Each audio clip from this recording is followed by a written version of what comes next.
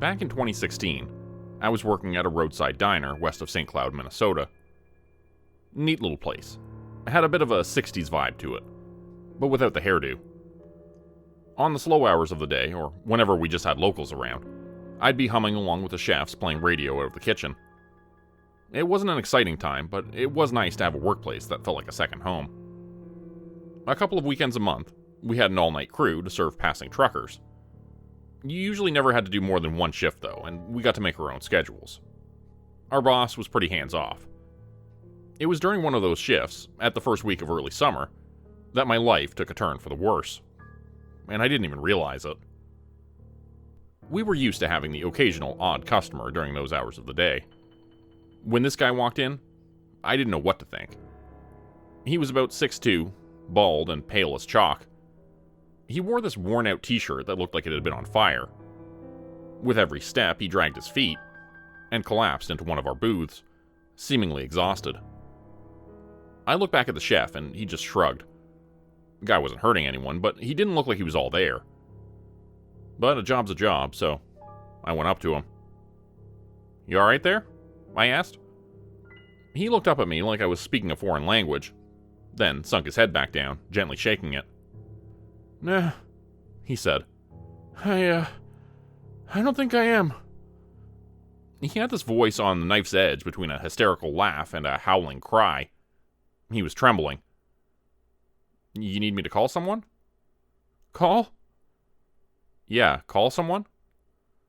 "How?" I didn't understand the question. I figured he was coming down from some kind of binge, and I wasn't about to take any chances. I asked the chef to get me a side of bacon to keep the guy calm while I called the police. As I slid the plate over to him, he sunk his face into his hands, sobbing. "Thank you," he cried. Please." I sat down across from him, instinctively reaching out to grab his hand. He let me. Even at a light touch, I could feel the scars on his palm and fingertips. Whatever had happened to him, it must have been awful. "I can't go back," he sniffled. "Don't make me go back. I can't. Please, I can't." "You're not going anywhere. It's okay," I smiled. "You're safe here." "Can you help me?" he asked. "Can you keep him out?" "I'm sure we can figure it out," I nodded. "Just eat up, it's okay." His fingers trembled as he tentatively bit off a piece of bacon. His teeth were black and he flinched. "I need time," he said. "I need time to run."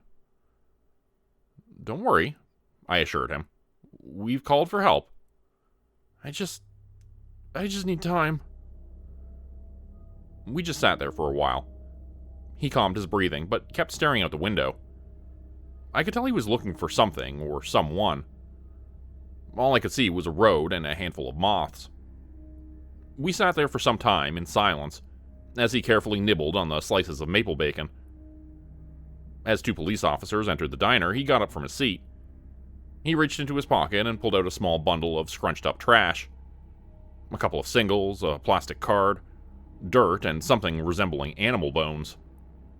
He tried to straighten out the bills, pushing them into my hands along with the laminated card. I need time. I'll come back, please." I didn't understand. I just nodded and accepted it. Seconds later, the officers asked him to step outside and explain the situation. I got busy taking orders from a couple of passing truckers, watching glimpses of the scene through the window. A couple of minutes later, the strange man was taken away. My shift ended at sunrise. I dragged myself to my car with a yawn, shuffling around my pockets for the keys. I hadn't thought much about the items he handed me, but I took a closer look. I'd thrown away the animal bones and dirt, but there were a couple of dollar bills and that laminated card left. I checked the card first. It looked like some kind of bookmark. On one side it was completely white, and on the other there were some dried blue flower petals arranged in a spiral. It kind of reminded me of a sunflower. And finally, there were the dollar bills. I didn't pay much attention to these at first, just a couple of singles. But I noticed something unusual. There was a man on the bill I didn't recognize. It took me a couple of Google searches to realize that this man was Walter Mondale, the man who'd lost to Ronald Reagan's second run for president back in '84. Why was this man on a $1 bill? Before heading to bed, I put the items down on my nightstand. In a moment of silent wonder, I looked out the window. What had that man been looking for? What had he been running from? There was nothing out there. Just a couple of moths. Waking up the next morning, I had a full day off. I spent it cleaning my apartment, watching movies, having dinner with a couple of friends, and ending the night with a couple of drinks at the pub down the corner. No binge or anything, just got a bit boozy. I was still going to be in bed by midnight. I took the scenic route home. A long walk. All the way down Main Street past the lake. I took a shortcut through the park by the final stretch, speeding up a bit. That place was trouble. As I hurried by the fountain, I spotted someone in the distance. A shrouded figure at the edge of the streetlights. I stopped to observe for a second, and as I did, the lights flickered. Coming back on, the figure was gone. I chalked it up to imagination. I was a bit drunk after all. Besides, it was small, like a child. What the hell would a kid be doing out at this hour? A couple of days passed. I didn't notice anything unusual, but I kept coming back to that distressing feeling of missing something important. Looking back at it now, I just feel dumb.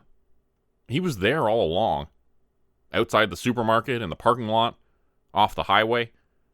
Hell, he was outside my window at night sometimes, but just too short for me to spot. I'm getting ahead of myself. It wasn't until one morning when I was driving to work that I got a clear view of him. I was crossing a four-way street, taking a sharp left turn when I had to throw myself on the brakes. There was a kid in the middle of the street. I hadn't seen him that clearly before. He was probably around 6, maybe 7 years old, wearing a plain black shirt and a pair of light blue canvas pants. Short black hair, dark eyes, and no shoes. That particular detail struck me. No shoes? Why? I almost lost control, but I was lucky. There wasn't much traffic, and I managed to stop further down the road. There were black lines in the pavement from my screeching tires swerving back and forth. Regaining my composure, I looked in the rearview mirror. The kid was gone. But that was just the start. I'd spot him every now and then, looking out the window at work, at the gas station, a passing face in the crowd when shopping for groceries. Every now and then, something would pull my attention, forcing me to whip my head around looking for the source of that ill feeling crawling up my spine. Sometimes I saw him. And even worse, sometimes I didn't. I remember lying awake at night, hearing moths tap against my window. There was nothing else. Nothing outside. I patrolled my apartment 6 times, checking every window. I looked everywhere, and there was no reason for me to feel the way I did. I was growing paranoid. And yet, in the morning, my door was unlocked, and slightly open. It all came to a head one afternoon when I was out on my smoke break. I'd barely slept for the past 3 nights, and you could kind of tell I was having a bad day. As I stood there, leaning against the side door of the diner, I saw the kid again. This time just across the road, maybe 50 feet or so away. I'd had enough. This had to end. I was furious. I stormed forward, calling him out with every slur and curse I could think of. I was psyching myself up. I was in the right, and I refused to be harassed anymore, kid or not. Didn't matter. I crossed the road, barely dodging a speeding Jeep, and met him face to face. "What the hell do you want?" I yelled. "Why are you following me?" He was completely expressionless. He didn't even flinch, no matter how much I pointed or screamed. I snapped my fingers in front of his eyes, and he didn't even blink. He just stared at me, like a porcelain doll head on a swivel. I wasn't thinking about bystanders, though. A couple of middle-aged men stepped up, asking in no kind terms what the hell was wrong with me. I was held back and restrained. Someone called the police. Someone else called my manager. I'd forgotten to take off my apron so they could see the diner logo. A couple of people filmed it. One of the videos got like 120,000 views in a day before it fell off the map. I still see it as a React GIF sometimes. It was a disaster. After a couple of officers came by to talk to me, he just disappeared into thin air. The officers took me down to the station. Not to detain me, but to get me away from the heated crowd. That car ride downtown sobered me up to what the hell was going on. I was being stalked by this kid, but there wasn't a living soul out there that would believe me. Well, maybe one. Maybe. I was asked a couple of questions and released within about half an hour. They told me to go home and sleep this whole thing off. That wouldn't be a problem. I didn't have a job to go back to anyway, according to the many texts I'd gotten. I had all the goddamn time in the world. I was just about to leave when something came to mind. The two officers who'd picked me up were still waiting by their car when I turned back to them. "Sorry, you picked up the guy I called in about at the diner, right?" I asked. "Sure did." "You got any idea what happened to him?" The two looked at one another for a moment, shrugged, and turned away. "Didn't have any idea, he gave a fake name. I think they took him to psych." "Psych?" "Well, he was saying some, strange things. There were interviews with, The two quieted down and flashed me a smile. "There's not much we can say." Coming home, I decided to get to the root of all this. It didn't take me that long to find the place where the guy had been taken. There aren't a lot of mental health facilities in this part of the country, especially facilities that accept involuntary subjects. But my eyes kept drifting back to the strange dollar bills he'd given me, resting neatly on my nightstand. They were so detailed. A bit old, sure, but that only made them seem more genuine. What the hell was he doing with a handful of clearly fake dollar bills? Like, what's the purpose? There had to be a purpose. That unnerved me. I managed to arrange a meeting. It wasn't easy, and I think a lot of it boiled down to the police having no idea what could make this guy talk. For some reason, he kept providing them with false information. Maybe a familiar face, for one reason or another, could make him talk. Just a couple of days later, I was putting my items in a metal bowl on the second floor at a mental health institute in the next town over. I asked one of the nurses if I could keep one of my dollar bills. Apparently, that was okay. I was shuffled through a couple of locked doors and escorted to an off-white side room. No decor, no locks. The guy was already there. He'd been dressed down into these neutral eggshell white garbs. It was strange seeing him in a lit-up room like this. I didn't know what to expect. Getting a closer look at him, he was probably in his 50s. It had been hard to tell earlier. I couldn't get over just how pale he was. It was almost like a complete lack of pigment. It looked sickly. His thin arms didn't help. He looked malnourished. And yet, he was smiling. "Hello," he said. "Hello to you too," I smiled. "You doing okay?" I'm pretty good," he nodded. "Thank you." I sat down across from him and took out the dollar bill he'd given me. "I wanted to ask you about this." "For the bacon," he said, matter-of-factly. "Excuse me?" "Sorry. Was that not enough?" "No, it's..." I took a moment to compose myself. I had too many questions. He sighed, took the bill, and looked it over. Looking back at me, I could tell there was something painful stirring in his mind. His smile slowly faded. "Sorry," he said. "I try to forget sometimes. It's easier than making sense of it." "Let's start with something simple," I nodded. "Like, your name. Where you're from." "Those things are pretty far from simple." He was looking straight through me, his eyes sinking back to deeper, more uncomfortable thoughts. His name was Samuel, and he was born around these parts back in the 70s. He'd worked as a telecommunications specialist out of St. Cloud back in the 90s. He had a wife, 3 children, and a 4-bedroom house. But that was all before, see?" he explained. "Then it all just Just what? I asked. What happened? He looked at me, opening and closing his mouth, looking for the right words to come out. Nothing happened.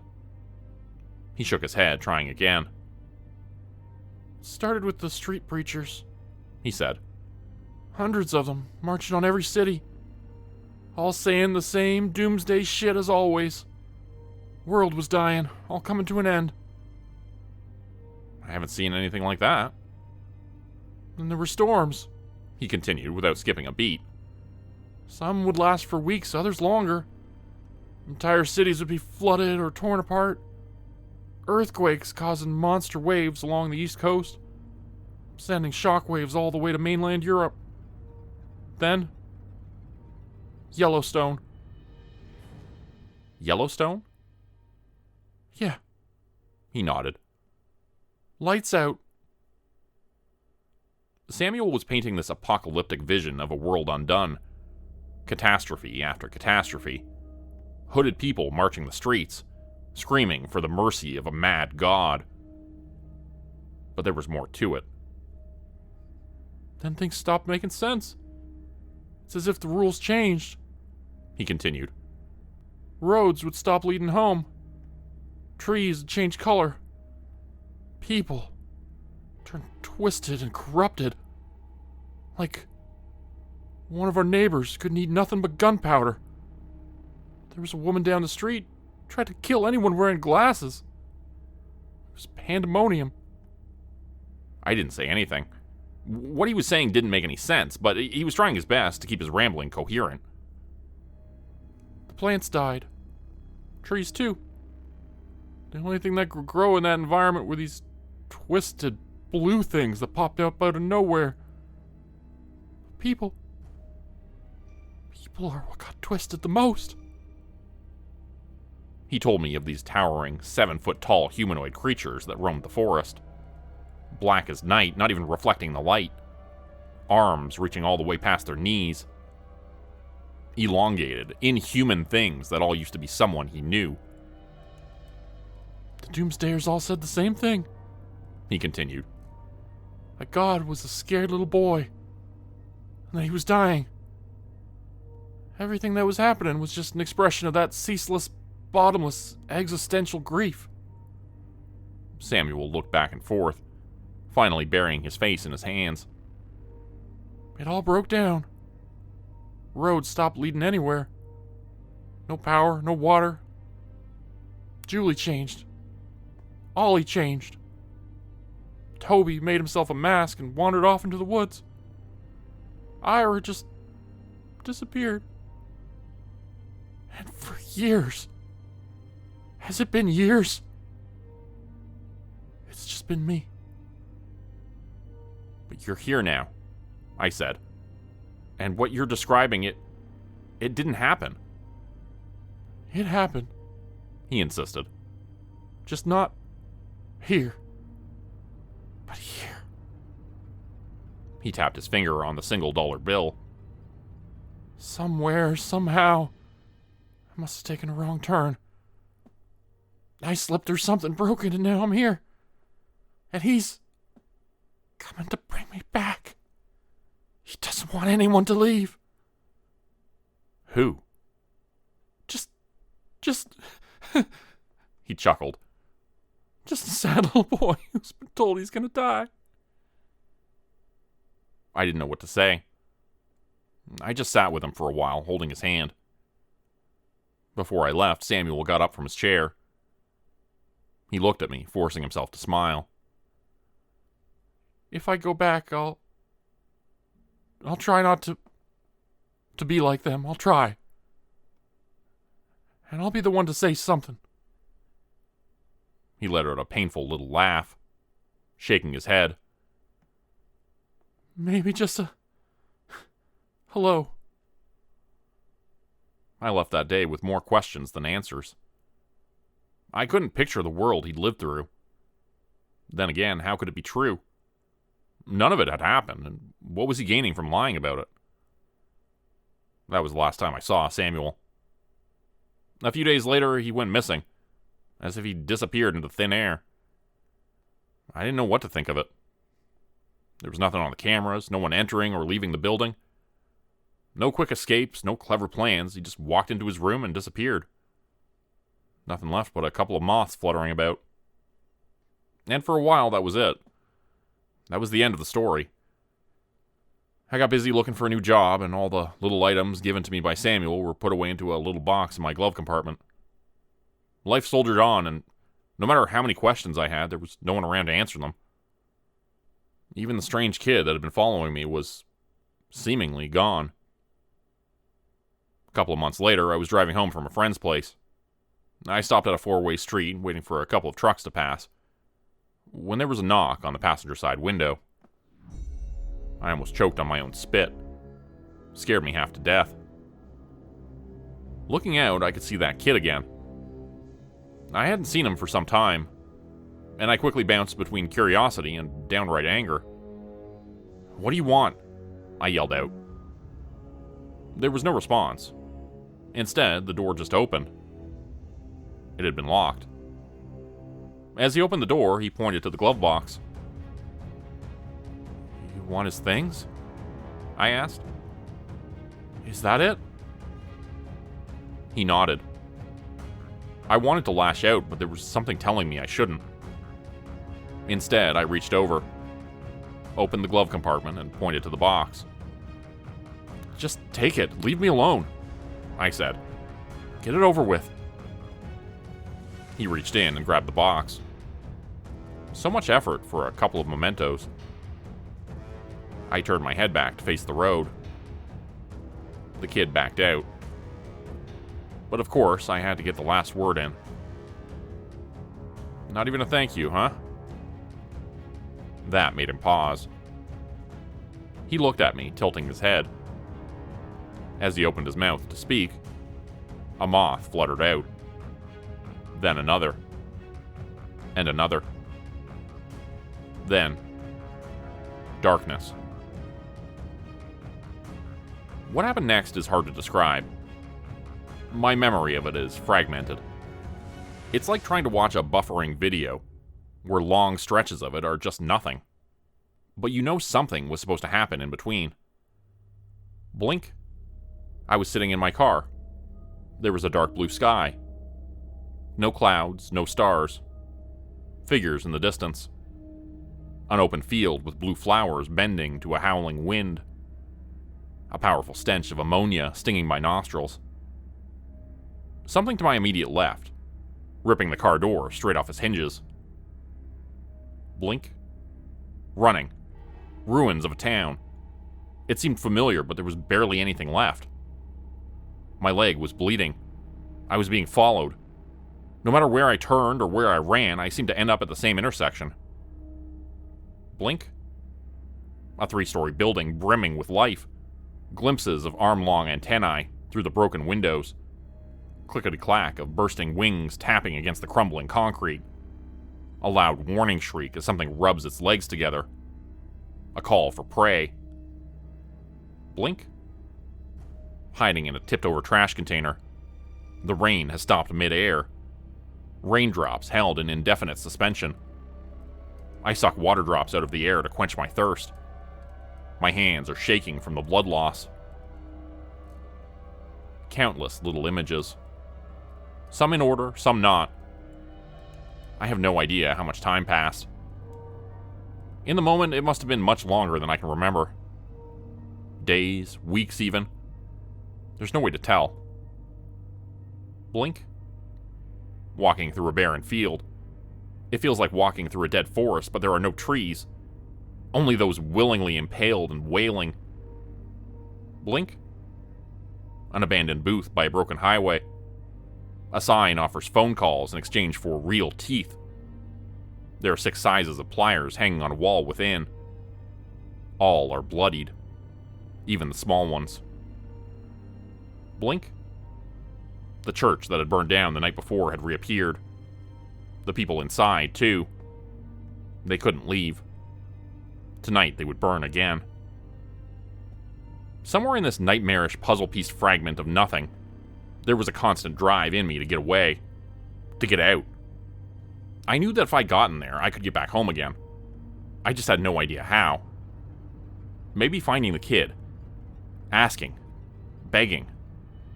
Something. The last fragment of memory from that space was being cornered in a cellar. They were banging on the door. I tipped over a wardrobe to keep them out, but they weren't going to stop. They were never going to stop. I couldn't let them kill me again, not like that. One of the changed ones were coming. I don't know what that means or how I know the name, but I knew of it. There was a mirror, and I could see the signs. It stepped out. 7 feet tall, black as night. Elongated arms and neck. Barely a body at all. Just a void space vaguely shaped like the remnants of a person. Except this one felt familiar. It was the first one to speak. Hello? Blink. Running. A cold hand. If I squeezed too hard, my fingers went straight through it. I had to keep up. He was showing me something. Blink. They were flooding over the school bus, tipping it by their sheer numbers. Eruptions from the sewer grates. They were famished. Blink. An open field, sunflowers facing me no matter where I turn. It's not far. Blink. I look back as I'm being pushed over the edge. He looks just like the rest of them.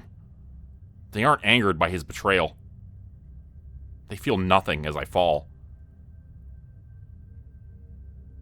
In February of 2017, I was found by the side of the road.